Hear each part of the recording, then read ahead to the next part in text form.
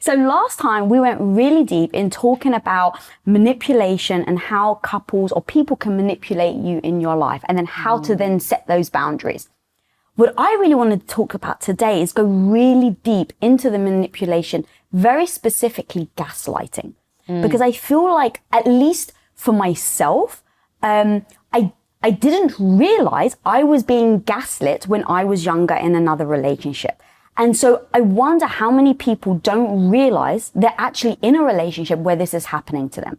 And the reason why I want to start there is to kind of start to unravel some things and then go into, once you recognize it, how to then act in accordance. Absolutely. Well, gaslighting is sneaky. It sneaks right up on you because you don't, like you said, you don't realize it's happening. But when you get to a space in your relationships where things are unhealthy and you're questioning yourself and you haven't done anything, that is a time to consider, is this gaslighting? Because there are so many times when we upset someone and they blame it on us, or when we ask for something and they tell us our need is too big. When we are trying to express ourselves and they say, you didn't express yourself good enough. And these things can be really scary. And we think like, oh my gosh, do I need to improve my communication? And when you're being gaslit, there's no better way to communicate. You could say it 5 different ways, 100 different times, and this person will say to you, you're not being clear. You're not asking for what you want. And really what they're not saying is, I don't want to do it. I don't have the capacity, or I'm unwilling. And with gaslighting, I think the biggest challenge is you replay in your head all of the details of what was said, what you did, what the other person did, where you possibly made a mistake, and you blame yourself. And it's really not your fault. And it's strategic behavior on the other person's end. Yeah, wow. Thank you for breaking that down. And you've done a post recently about this. And I'd like to kind of go a little deeper on those points that you just mentioned and really start to break them apart and know when that is a true sign of it versus just a little, let's say, misstep in a relationship or, you know, communication issues. So number one, you say you question your sanity. So how do you know then, when you question your sanity, if it actually is gaslighting, or if it's like, oh no, actually the chemicals in my body were making me think, you know, having a response to something where actually it was over the top. It's always helpful if we have a good sounding board. And I'm not talking about people who will always agree with you, but perhaps a therapist, an elder, a parent, someone who will honestly let you know, well, you were wrong in this situation, or I see your perspective here, someone who can be honest.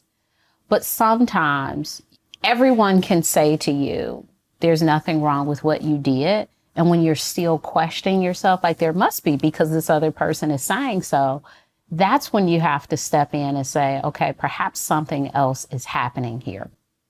That's great, because that then goes into the second one where it's like apologizing even when it's not your fault.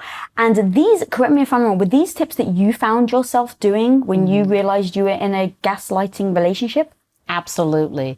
The apologizing, it is a way to make the other person calm down, to make them feel more at ease, to disarm them, or even to repair the situation. So when you apologize, and sometimes you don't even really mean it. You're just using it as a peace offering. Like, okay, let's move past this. Maybe I was wrong, even though I know I wasn't. Let's just move past this so things could be smooth again. It is a betrayal of self because nothing has been improved, but you have put out this sort of, I want this to be better, without the other person being accountable for their actions.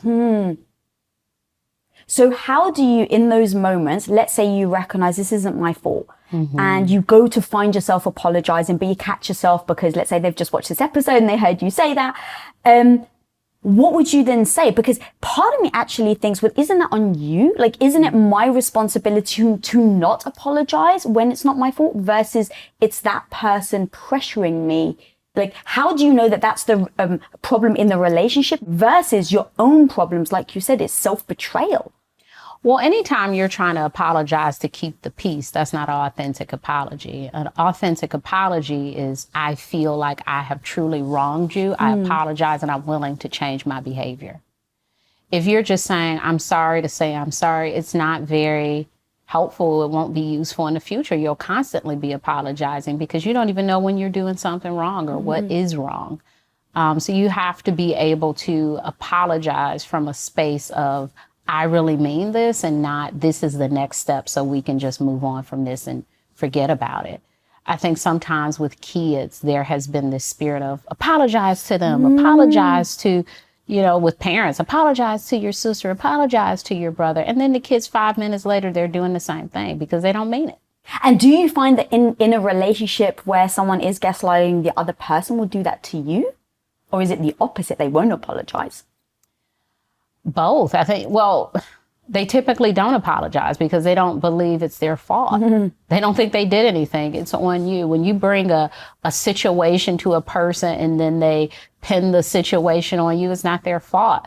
I've certainly heard of someone, perhaps going to their partner and saying, hey, the other night you were yelling at me. Please don't do that. Well, you provoked me because you asked me a question that I don't like.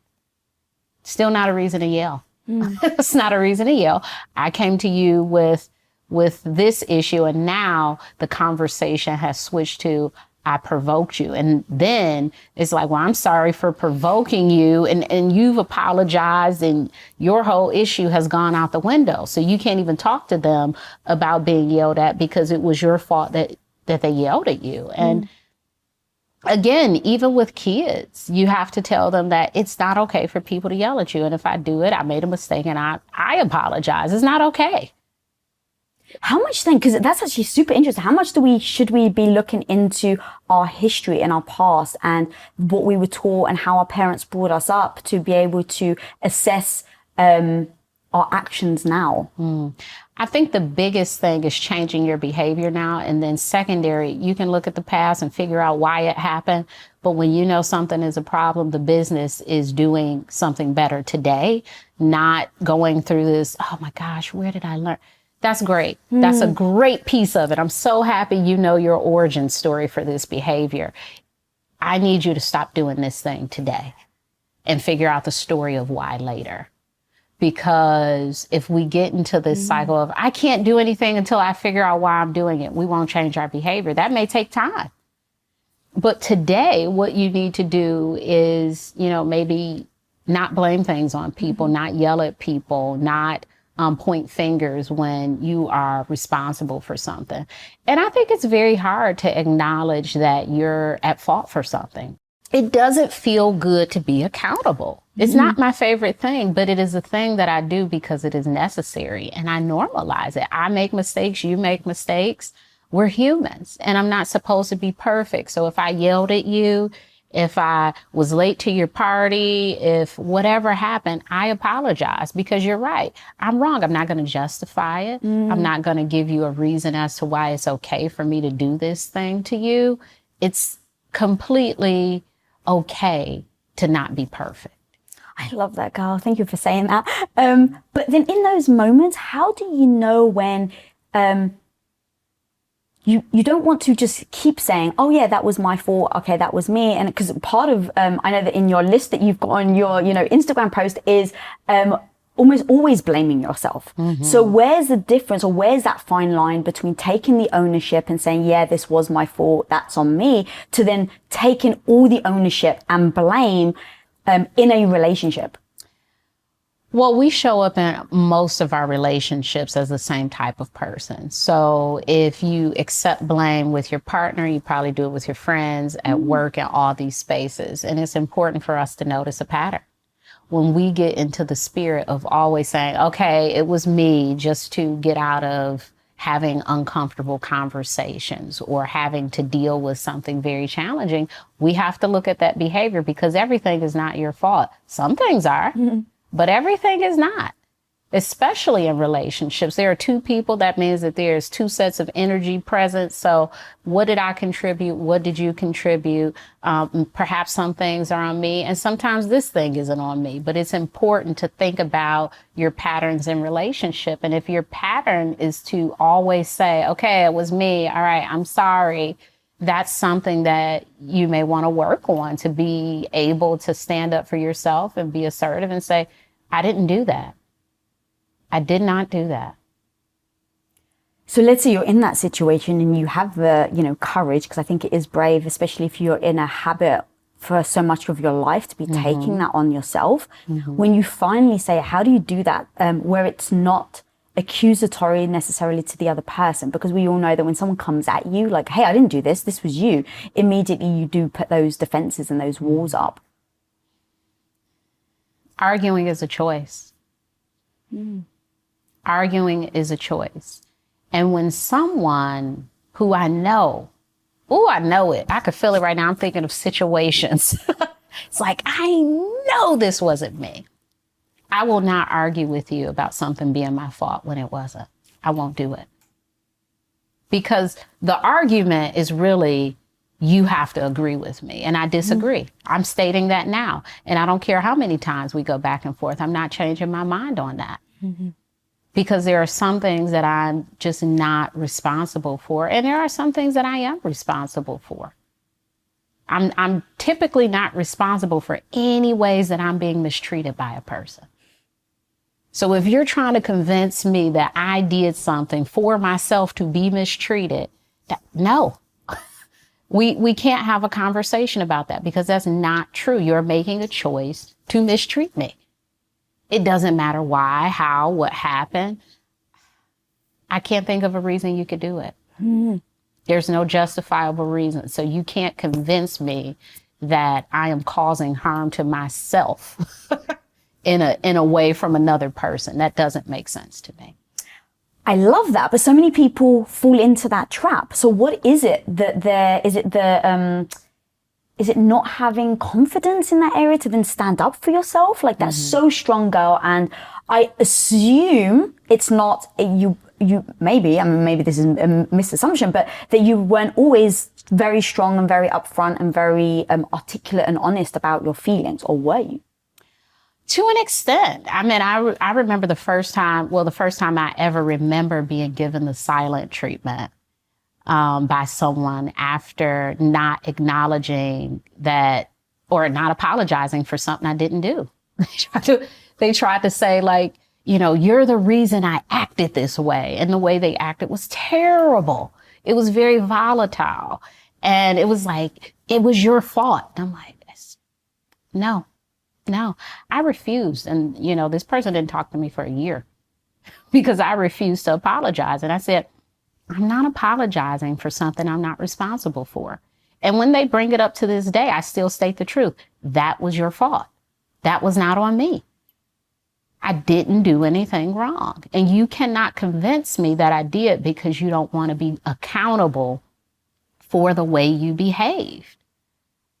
I think you have to deal with yourself. Sometimes we do things that we're not proud of, and you have to deal with that. And when you deal with that, that helps you to do better in the future. But if you're ignoring it, that means that you continue to mistreat people and to behave in ways that are unhealthy in your relationships. So I'm not helping you by saying, oh, okay, well, maybe you didn't do it. No, I know what happened, and you will not convince me otherwise, and there will not be an apology on my behalf. God damn. So how on earth do we help other people that may not have the confidence to say that? Because that is so powerful. Like, I'm feeling like even more like energetic just by you saying, I'm like, yeah, like, I want to be a cheerleader. But like in those moments, right? Let's say you're feeling insecure. You've been in a relationship for a while. Someone's been gaslighting you. You watch this episode. They hear everything you're saying, but it is hard to then make that shift into, I'm going to now have the confidence to stand by this. How do you encourage people? What are the things that they can do in order to stand strong in that conviction?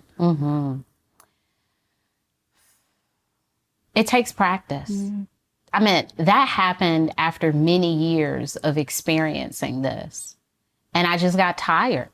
I just got tired of it, because I knew it wasn't my fault, but I never had the courage before that moment to say that this is not my fault. But it took years for me to get to that place with that person. And once I did it, it gave me the freedom to continue to do it. Mm-hmm. Because I don't like people to revise history. What do you mean by that? Make up things that aren't true. You know, this is what happened. And it's like, oh, well, let's call these 7 other people who were present to really verify that that's not what happened. And it does benefit you to say this is how that occurred, but that's not how it occurred. And I get that. Again, it's very hard to sit in the things that we do. When we wrong people, I feel really bad about, you know, some of the things that I've done, but I'm like, ugh, you know, I did do those. Mm. I remember someone was trying to call me out for saying something mean, and they were trying to catch me off guard, like, well, you said this about them. And I was like, I did. I did. And I stand by it. That was the truth. I wasn't making up anything. I did. And the person that was there, and they're like, thank you for saying, yeah, I don't want to deny that. I did say that. I did. Because now we're talking about integrity if I will be dishonest about what I actually said. Mm-hmm. And I don't want you to think of me as a liar. And I did say this mean thing, but I don't want to be, you know, mean and a liar. I'd rather just be mean. I don't want to be both. Because also you can't change the past, right? And so it's like if you did it, you did it. Yeah. But people are going to look at who you are now and say, okay, if she can own it, then it does show you character, right? Yeah. I'm like, I haven't always done the best things or said the right things or, you know, none of us have. Mm. And so, yeah, I own that. Maybe I didn't say that properly, or maybe, yeah, I said this thing like, oops, my bad. You live and you learn. And I think we have to hold space to not be perfect and to acknowledge when we are harming other people. Mm. I just actually want to take back, you just said something that I really want to like kind of go deep on. So you said, I said, how did you get here? And you said, it took a long time for me to do it. And then that was the first time that you really said it out loud. And then that gives you the confidence and encouragement to then stick to it. What, over obviously years, you know, of practice, what did that really look like? What internal work did you really have to do in order for you to get to that point where you could have the courage to speak up and say that? Are there any key things in those years of work that you had to do that other people can take and try on themselves? One thing that happened was I got tired of having these conversations in my head about what I should have said. The should have said conversations, like, I should have said this. And when they said that, I should have said this. And what if I would have said, and I'm like, I have to start saying this stuff because my should have said conversations are so good. They are amazing. I just have to start to say these things because without it, I would be, you know, thinking about this thing, saying it to 50 people. Now my conversations, when I tell people the story of something, it's like, this is what I said. And then this is what they said. It's not, I should have told them this, or I was thinking this. It's, this is what happened. And people are often shocked. It's like, you said that? I'm like, that's exactly what I said. Because people, I have found that we have a lot of internal dialogue, and it takes years for us to get to the space of being able to externalize a lot of the things that we're thinking. And it does take practice that helps. But really the biggest thing is doing it the first time. Mm. The first time you do it, there is a sense of relief that you feel for standing up for yourself. There's a sense of pride. How good does it feel to no longer be the victim? It feels amazing. I am getting better at getting to that point faster. Mm. I want to get there faster. That's my goal. Okay, I want to be there the first time. Yeah. That's truly my goal. I want to get there the first time. And so how are you doing that? Practicing. Yeah. Practicing. When it happens, just sometimes, even if I don't say it right away, I've gotten better with saying it soon after. Mm-hmm. And so for me, that's progress. I'm not sitting with it for years. I'm not sitting with it for months and days and weeks. And I'm just like, okay, let me go ahead and say, let me just call them 10 minutes later and say this thing. And what I love about that as well is like you don't really beat yourself up in the process, right? Because it's like, oh, I'm just trying to get better every day. It's not like, oh, I have to be perfect or not, right? Because when you slip up once, at least for me, if I'm like, okay, don't do this, and then I slip up, I beat myself up. But if I don't tell myself don't do it, but I'm just like, okay, take that timeline, right? Like you said, that would be 2-3 years, and now just do it in 10 minutes. You practice it enough where it then becomes more instinctual and it just becomes naturally part of your vocabulary, the way you show up every day. Absolutely. One of my favorite boundaries is standing up for myself. I want to hear more. Well, it's being assertive. Yeah. It is knowing who I am, knowing my worth, and valuing that over what people might think, and people pleasing and that sort of thing. Like if I need rest, I'd hate to overcommit myself. I have a headache at the end of the day. Now I'm doing all of these things to recover when I should have said no.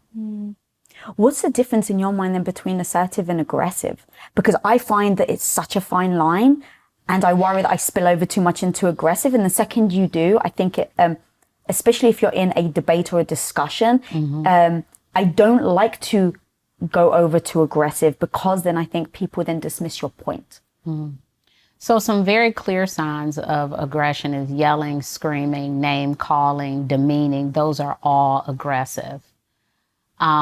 Typically sometimes body language, trying to, stand over someone, intimidate them. Those things can also be aggressive.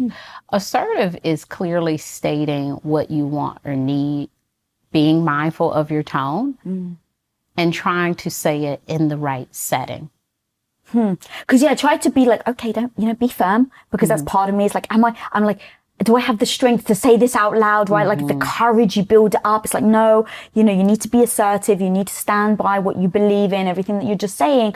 And then sometimes it comes out, I worry it comes out aggressive. But I'm like, but I just said like, no, this is how it is. Like I try to be very succinct. But yeah, that kind of like slow crossover, or even just if the person receiving it may perceive assertiveness for aggressiveness. So the perception is something we can't worry about. We can be very assertive and say, hey, I'm not able to come to your party. No one has been harmed. There have not been any explicit exchanges. I can't come to your party. And someone could say, that was very aggressive for you to tell me like that. So there are times when we're not being aggressive at all. We're just naming what we can't do, what we're willing or unwilling to accept. And people will say, you are being aggressive. There has been a lot of, conversation, think pieces about women being perceived as aggressive simply for being assertive. And that is true. And Black women being angry by being assertive. And so I think it's so important to be aware of what the difference is. And I think with Black women in particular, culturally, there's a way that we speak. You are a Greek woman, there is a way that you speak within your culture. And for cultures outside of that, that might seem like they're yelling. And it's like, no, that's just how they talk. Or, if I just say no, it's like, oh, she's aggressive. It's like, no, that's just how we speak. Yeah, it's so true, because my husband, who is, I come from a traditional Greek background. When he first met my family, he was like, everyone is so rude. I'm like, what? Yeah. My family is so loving. I was like, what do you mean rude? He goes, people keep talking over each other. I'm like, yeah, that's what we do. And he's like, what? But his perception of it was that we were just being rude. But it's like, oh, if you want to get a word in a Greek family, you're going to have to step on each other's words. Otherwise you'll never get a word in edgewise. But like you said, the difference in culture. So is it basically then that's just them? That's how they're going to perceive it. You need to be you. You don't need to worry about other people. You just have to focus on whether you are being aggressive or assertive. That's some of it. But I think if you're talking about culture, some people are given a consequence for just saying, well, I'm just being assertive. Right. In a corporate environment, it's like, hey, you can only be so assertive. You need a job. And so if that's just you being assertive, you may have to explain your behavior. You may have to be more considerate about how you say things. So there are times where, you don't want to overthink the perception, but You know, there are things that will cause you to say, you know, I need to, because my livelihood is dependent on how this could be perceived. So it's really important to understand that it's excellent where you could just be authentic and speak your truth. But there are some environments where people are not able to do that. And we have to consider that as well. Yeah, God, that's so true. I want to follow up on something what you just said is basically you can't affect other people and how they behave. You can only affect how you behave and how you show up in a relationship and how you interact with people. And you actually did a post about almost like taking ownership, like this is what you need to do. And all of them, there's 7 of them, all of them start with stop doing X, Y, and Z. And I found that fascinating. One, because it means that we do all the things. So where do we learn the behaviors that we then start and implement in a relationship that we've got to the point where we have to stop it, if that made any sense? So I'm just going to read them off to you, and I'd love to go through them. Okay. But again, it really hit me that every one of them starts with the word stop. So stop avoiding conflict. Is that because we instinctually avoid conflict? Absolutely. And conflict is a growth tool, I think, because we have these conversations that are necessary. Hopefully the relationship or the situation continues and we know better. How will you understand what temperature you and your husband would like your home at if there's no conflict about the thermostat? So there are so many conversations we have to have that we just avoid. And so I'll just leave it at 65. If you don't like 65, just say we need to meet in the middle and maybe do 70 if I like it at 75. So just having those conversations can be so helpful. So stop avoiding them, because they can really put you in a space to feel more comfortable in the relationship. I love that. Okay, number 2, stop trying to win fights. Instead of focusing on communication, understanding, or resolution, we focus on who's right here. And really, we're both wrong. And what we need to do is probably a blend of both, or maybe someone's idea is better than the other once we talk it through. But you don't need to win a fight. It's not a sport. It's not basketball. Nobody's getting a championship ring. But lots of people end up divorced. Lots of people end up without friendships, without relationships, because they are focused on winning the fight. And this is not a game. It is real life. And we have to treat that as a sacred practice. And we have to understand and we have to listen and resolve when we can. So why do we essentially want to win? Is it to protect our own egos? Yeah, it feels good to be right. You know, I love saying, I knew it. You know? I love it. Don't you like to be right? Yeah. I knew they weren't going to be open when I came up here.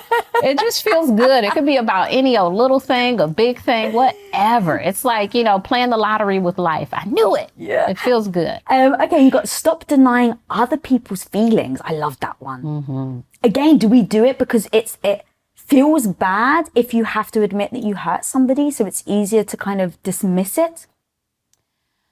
We want people to feel how we feel. And when they don't feel like us, we want them to be able to justify how they feel and why, because we don't understand it, because that's now how I would feel in that situation. And we don't all have to experience the same things in the same way, or even different things in a way that you would experience them. And so it's unreasonable to think that we would have the same experience. Even people who grow up in the same homes, you know, siblings. My understanding of this may be different than your understanding of this. And it doesn't mean that either of our understandings are wrong. It's just how we understood things. And so often we want people to, well, your feelings are not, he was like this was like, and it's like, can I just have my experience? It doesn't have to be like your experience. And that's okay. We experience things differently based on personality or who we are, what's happened in life, and tons of other things. So we don't have to have the same takeaway. I love that. And even kind of tying that with winning or losing, sometimes there is no right or wrong, right? It's just the state of being. And when you're trying to either argue your position or like, you shouldn't feel like that. Well, now that doesn't help any situation. That doesn't help you guys as a couple. And now it's just kind of almost like if someone was to say that to me, I would just start to feel badly about myself, that the way that I was seeing it was being judged. Yeah. I think about the thermostat. I tend to err on the side of please have it hot, toasty, 78, like I love it. But there is no right or wrong for a thermostat. Right. Who is the judge? Yes. It's like there's no rule, there's no law. And we really argue about things that are preferences.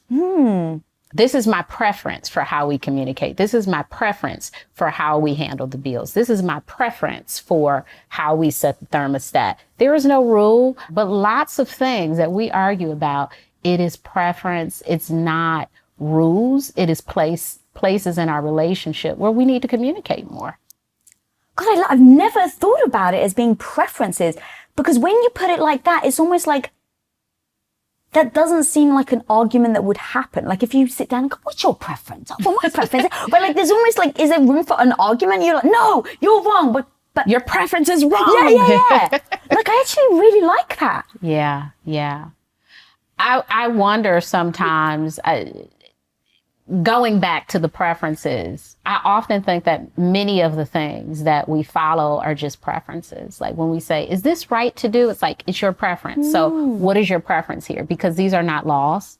These are things that we are just deciding for ourselves. Now, I can tell you my preference in this situation, but it might not match your preference. And it doesn't mean that your preference is wrong. It just means that our preferences are different. So how do we, if we're going to exist in this relationship, how do we come to some mutual understanding about this thing? Wow. You need to do something with that word. Like, it's just, honestly, it's completely reframed everything. Because again, no one's going to say, well, your preference is wrong. So I think in relationships, being able to sit down and having those discussions about life, right? Like, what's your preference on what to eat for dinner, all the way to what's your preference on how many children we have, right? It can really open up a dialogue without someone feeling like either they're being attacked or you're attacking them for their thoughts and opinions. Yeah, when I work with couples who are dating and engaged or even newlyweds, when we go through how do you want to talk about finances, I say, what is your financial preference? Because you don't have to put all your money together. You don't have to have things separately. You don't have to 50% this or 50. These are all preferences. So what do you feel works for you? Now, typically the preference is what they've observed with their parents, what they've observed with other couples. But let's talk about what works for your relationship, because those things may not even work. And so what we're doing here is building a foundation of what works for you as a couple, which is a unique experience. It's not anyone else's blueprint. So you have to do what works for you. And I don't state my preference, but what works for you? Because I don't know, maybe my thing doesn't work for you. So I'm really interested in finding out what your preference is for how to handle the finances in your relationship. Yeah, God, that's so good. God, Nedra, honestly, your advice, your tips, your takeaways are so freaking like clear and like it's so digestible. And that's why I'm so